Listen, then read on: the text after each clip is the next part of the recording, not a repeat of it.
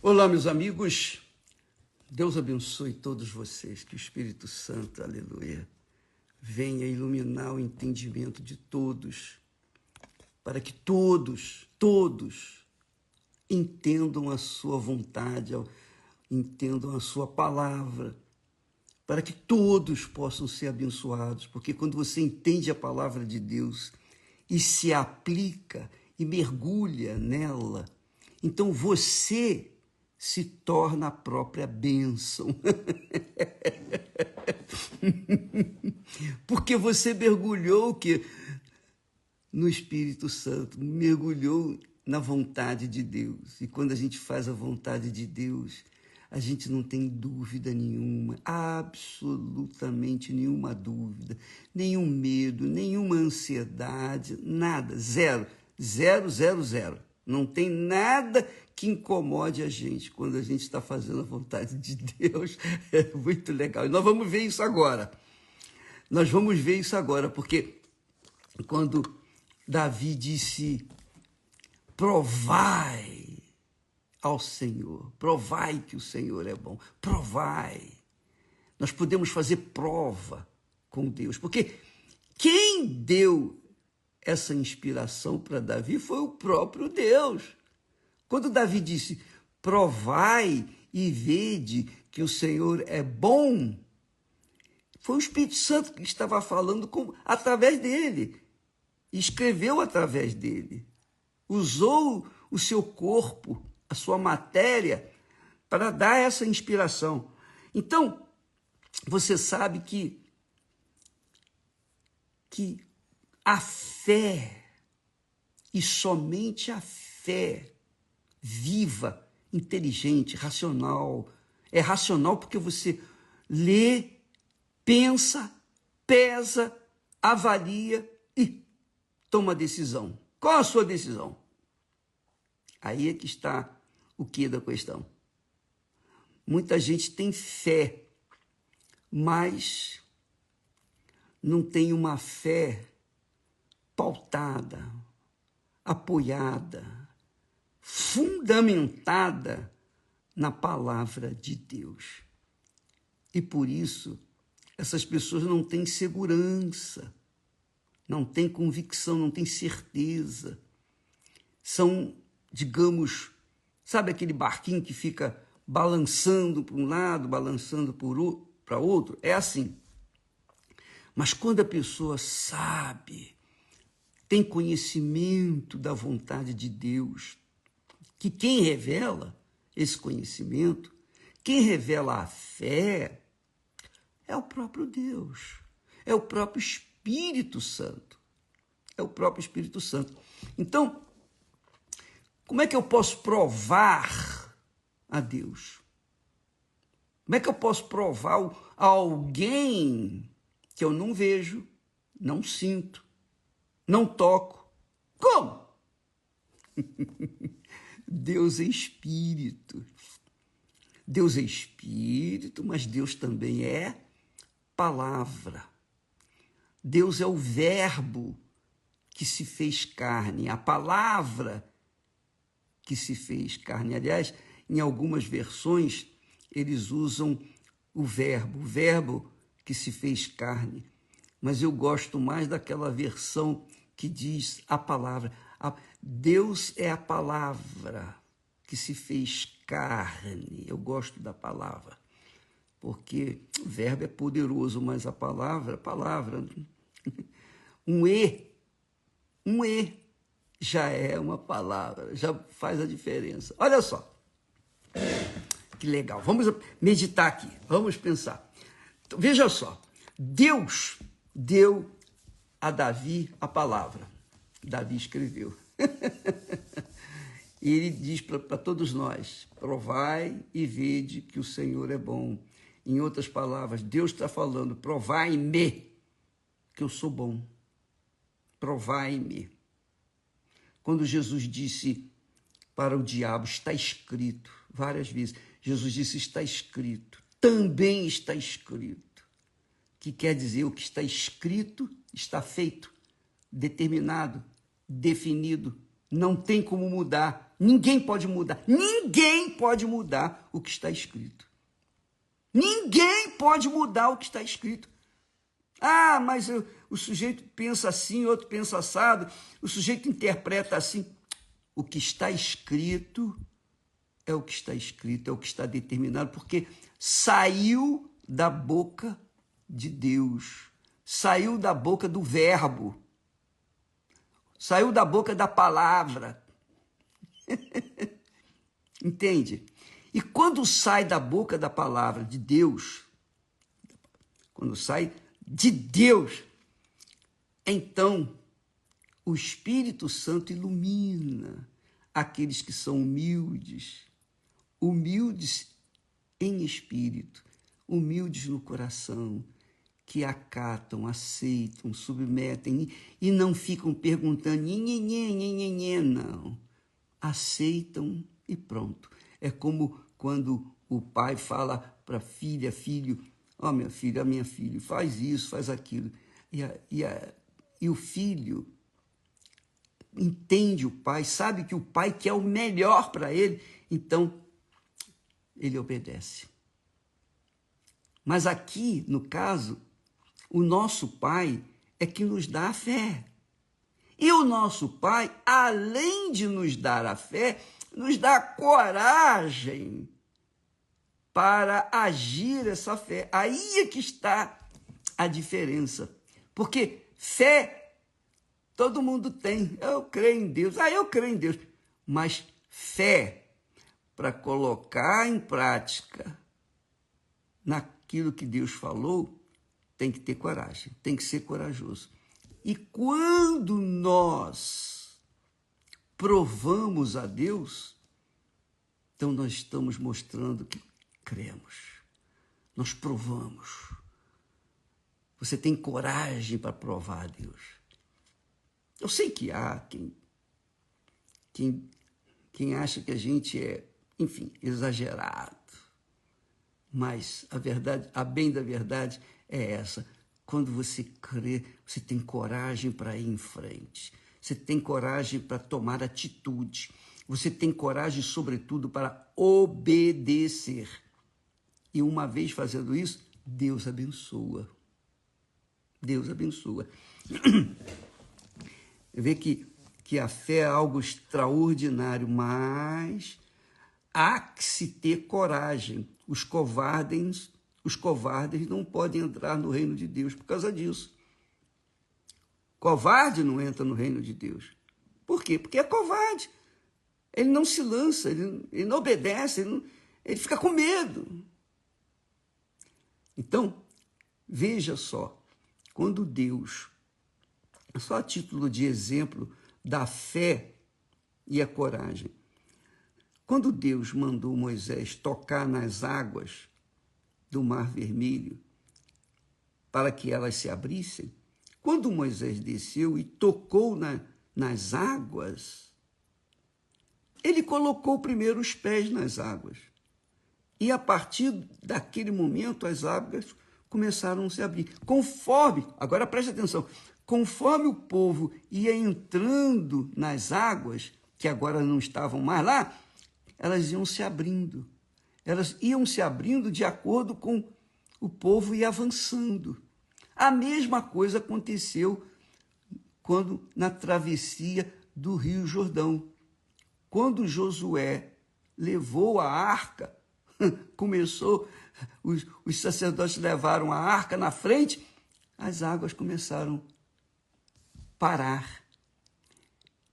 E aí o povo continuou passando. Quer dizer, se não houver coragem para agir a fé é infrutífera.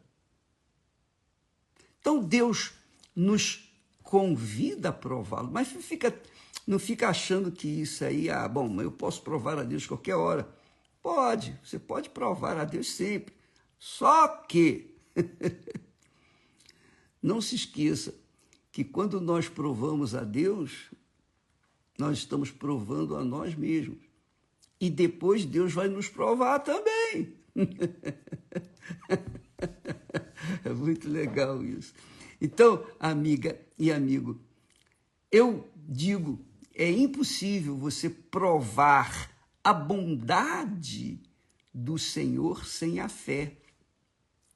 Provar e ver de que o Senhor é bom.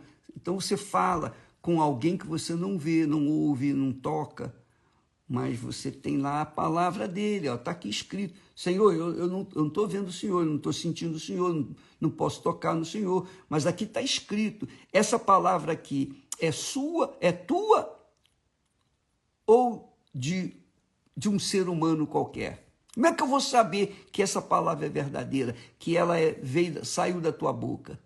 Como é que eu vou saber? Um dia eu fiz isso. Mas para fazer isso, eu estava no fundo do poço moralmente. Eu estava humilhado, envergonhado. Eu estava no zero. Aliás, eu estava no...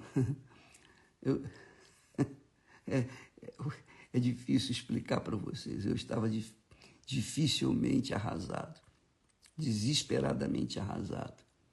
E quando eu apelei, antes de provar a Deus, eu chamei a Esther para unir-se comigo para fazer uma prova com Deus rigorosamente de acordo com o que está escrito. Naquela altura, quinta-feira, foi uma quinta-feira à noite, eu chamei a Esther e ela se ajoelhou do outro lado da cama e eu do lado de cá.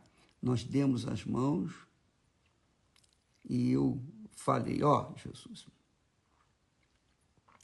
está escrito aqui que onde o Senhor disse que onde estiverem 2 ou 3 pessoas reunidas no teu nome, eu estarei no meio delas. Então, eu tenho certeza que o Senhor está aqui.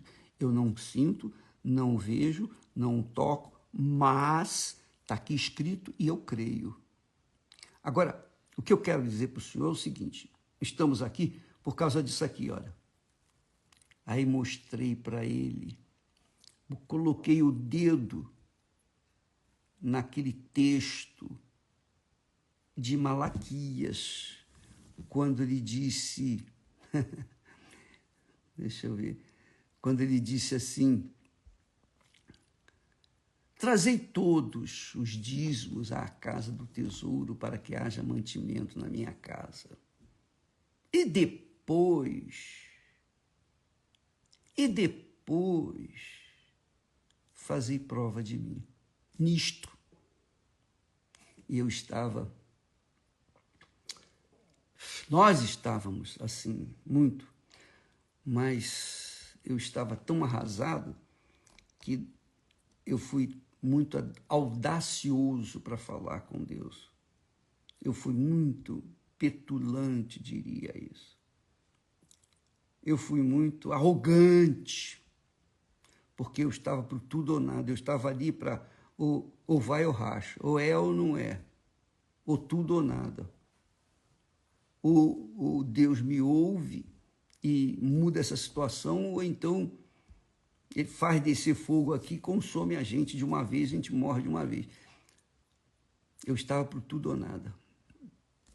E quando eu orei, eu não me esqueço dessa noite. A Esther abriu uns olhos grandes, porque ela nunca tinha visto aquilo. Eu orei com raiva, não com raiva de Deus, não. Mas eu orei com raiva daquela situação. Eu orei irado com aquela situação, revoltado com aquela situação. Aquela revolta é que suscitou uma fé arrojada que eu estava praticando, de ir para o tudo ou nada.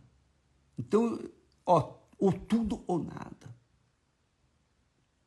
Então, amiga e amigo, tudo isso não foi porque eu era super espiritual, eu era uma pessoa perfeita. Não, nada disso. Eu era um trabalhador comum, um cristão comum, um membro de igreja comum. Mas eu era um revoltado com aquilo que estava escrito e que não acontecia. Eu fiz prova com Deus. E eu lhe disse, ó Senhor, está aqui escrito, o Senhor disse, fazei prova de mim nisto, quer dizer, na situação econômica. Diz o Senhor dos Exércitos, se eu não vos abrir as janelas do céu e não derramar sobre vós uma bênção tal, até que não haja lugar suficiente para recolherdes. Olha só o que Deus promete. Eu falei, Senhor, o Senhor não me leva a mal não, mas eu ouço os pastores pregando sobre isso, já ouvi muitas vezes essa palavra sendo pronunciada, etc., mas o Senhor me perdoe, eu nunca vi ninguém cuja janela dos céus tivesse sido aberta como testemunha. Eu nunca vi. Eu nunca vi. O Senhor me perdoe, mas essa é a realidade. Isso aconteceu que há muitas décadas atrás. A gente era recém-casado, foi no ano de 72, aquele ano de 1972. Você vê que faz tempo. São 50, né? 50. Não importa. Mas naquele momento, eu fui para tudo ou nada. E Deus me respondeu. Mas um detalhe, ele me respondeu não naquele momento. Ele não fez cair dinheiro na cama naquela hora, não. Mas, conforme eu ia caminhando, andando, vivendo cada hora, cada dia, cada semana, cada mês, conforme nós íamos vivendo, nós estávamos passando entre as águas do Mar Vermelho ou do Rio Jordão. As coisas iam se abrindo. Conforme dávamos um passo de fé, então as águas se afastavam. Quer dizer, eu tive fé, ou melhor, nós tivemos fé, Esté e eu, e coragem. E conforme os dias foram passando, e a gente foi atravessando. Que quer dizer o seguinte, que nós fomos chegando à nossa terra prometida. E chegamos lá. Então, hoje, eu posso falar com você. Aliás, Esté e eu podemos falar com vocês todos, para o mundo inteiro. Nós somos testemunhas.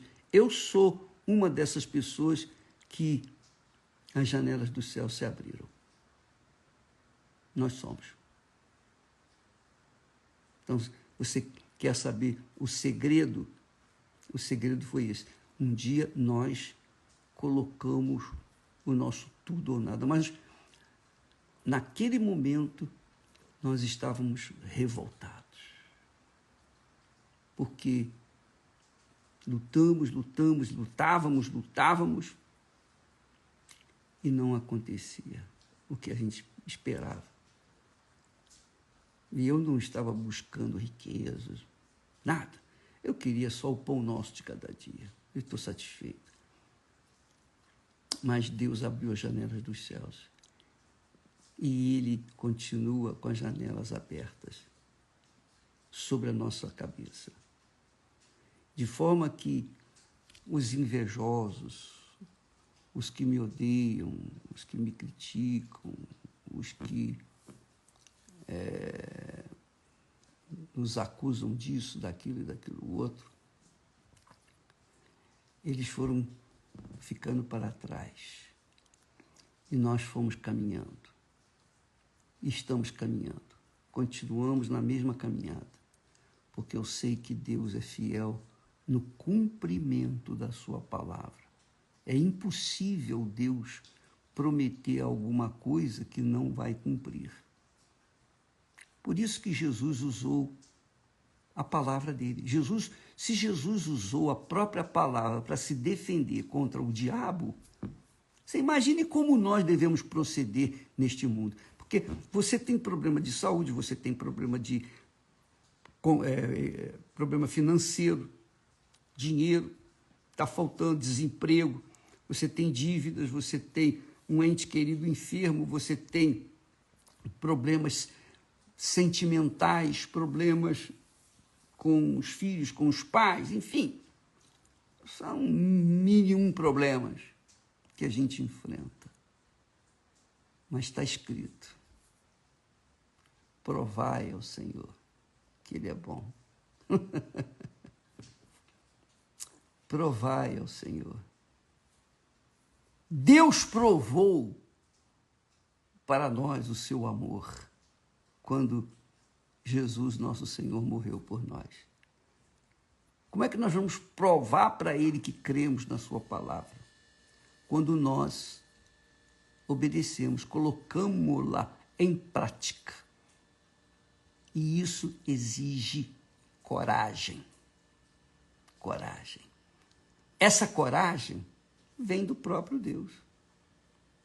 É Ele que nos dá a fé, é Ele que nos dá a coragem, é Ele que permite as situações adversas para que, então, nós venhamos ter uma reação diante dos problemas desse mundo e venhamos resolvê-los. Entendeu, minha amiga e meu amigo? Você entendeu? Nós vamos falar mais a respeito desse assunto, porque foi uma prova com Deus que fez nascer a Igreja Universal do Reino de Deus. Ela nasceu de uma prova com Deus, de um desafio com Deus. Não que eu estivesse pensando em igreja, eu queria resolver o problema. Eu estava pensando em resolver o meu problema.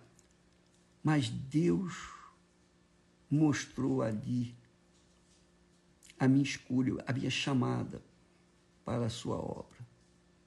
E olha só o que ele tem feito. Olha só o que o Espírito Santo tem feito.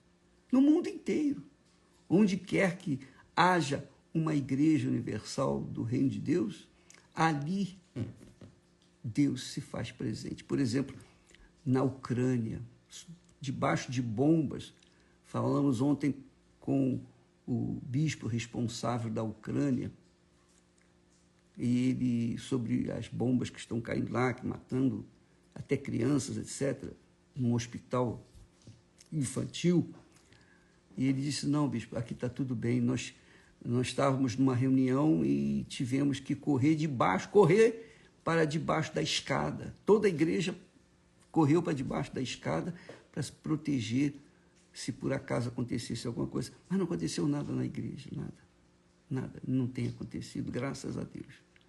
Nada, graças a Deus. Na Rússia, a mesma coisa, problemas. Em Israel, também problemas, mas lá a igreja está instalada. Na Rússia, né? Na Ucrânia, em Israel, do lado de Israel, do lado do Hamas, enfim, não há guerra. Deus tem dado coragem, a fé e a coragem para esses homens estarem à frente da batalha e dependendo exclusivamente dele, porque não tem proteção. O governo não tem condições de nos dar proteção. Não.